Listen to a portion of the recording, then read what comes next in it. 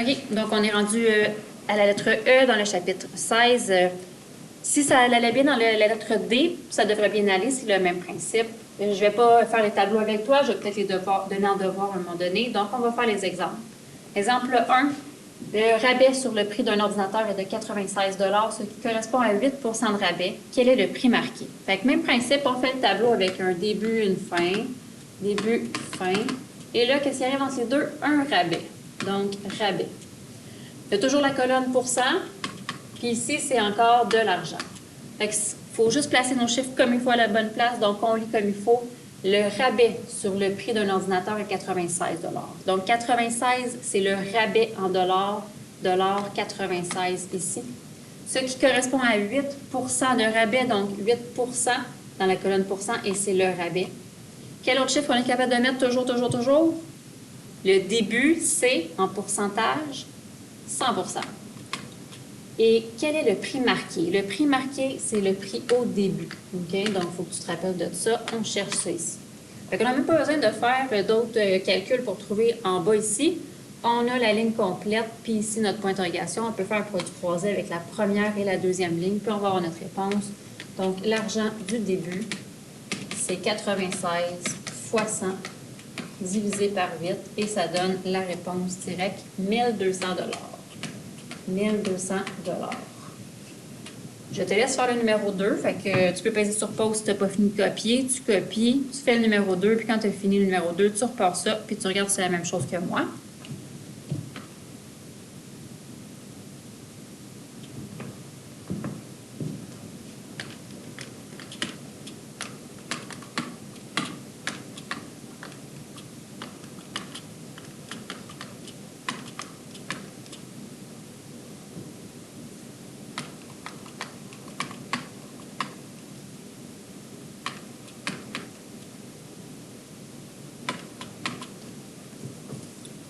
OK, donc voilà.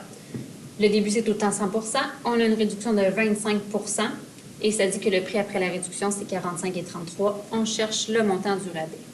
Qu'est-ce qu'on est capable de trouver? Bien, ici, dans la colonne pourcent, on avait 100 au début. Il y a eu une réduction de 25 Fait que finalement, quel pourcentage qu'on se retrouve à payer? On est capable de trouver ça. Pourcentage de la fin. Sois toujours conscient du contexte. C'est un rabais. Fait que est-ce que je vais faire plus ou moins 25 pour avoir le chiffre après?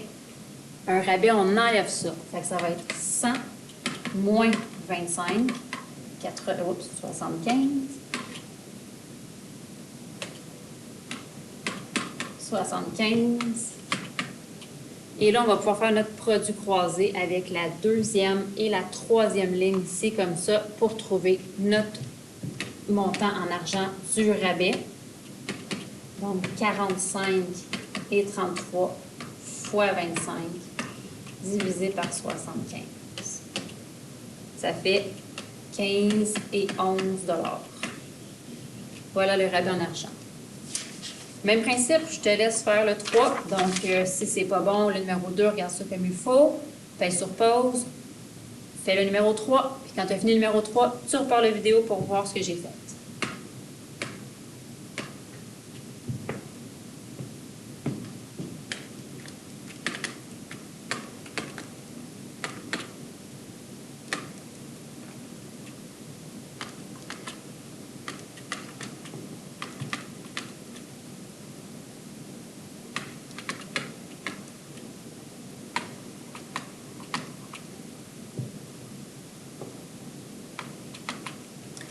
Voilà.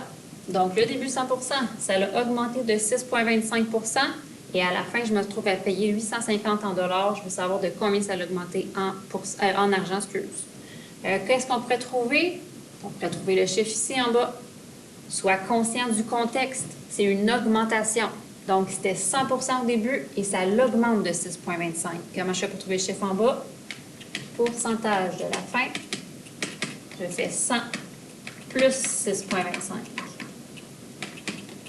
106,25. On va le mettre dans notre tableau, 106,25. Et là, je peux faire un produit croisé avec la troisième et la deuxième ligne, comme ça, pour trouver mon argent de l'augmentation. Argent de l'augmentation, 850 fois 6,25 divisé par 106,25 et ça va donner une augmentation de 50 $. 50 $. Si tu n'as pas fini, si c'est pas bon, paye sur pause, regarde ça. On va faire le numéro 4 ensemble. Quand tu vas avoir fini, tu repayes sur pli, puis on fait le numéro 4 ensemble. Aujourd'hui, 18 élèves de 18%, excuse. Aujourd'hui, 18% des élèves d'une école sont malades. On constate qu'il y a 984 élèves présents à l'école. Combien d'élèves fréquentent normalement cette école? C'est pas un problème comme d'habitude où est-ce qu'il y a un début, une fin, puis il arrive quelque chose entre les deux. Fait que nos titres en avant, ça ne sera pas ça. Par contre, les titres sur le dessus, c'est sûr qu'il va y avoir le titre pourcentage. Là, il n'y a pas de dollars. Ça va être quoi à la place de dollars ici dans le contexte? Des gens, des personnes, des élèves. Fait qu'on peut écrire élèves. Et là, on va aller placer des chiffres. Donc, aujourd'hui, 18%. Fait que 18 va aller dans la colonne pourcent. 18% des élèves d'une école sont malades. Fait que là, en avant, le titre, c'est pas début, c'est pas fin. C'est quoi 18? 18, bien, c'est ceux qui sont malades. Donc, qu'est-ce que je pourrais mettre en avant?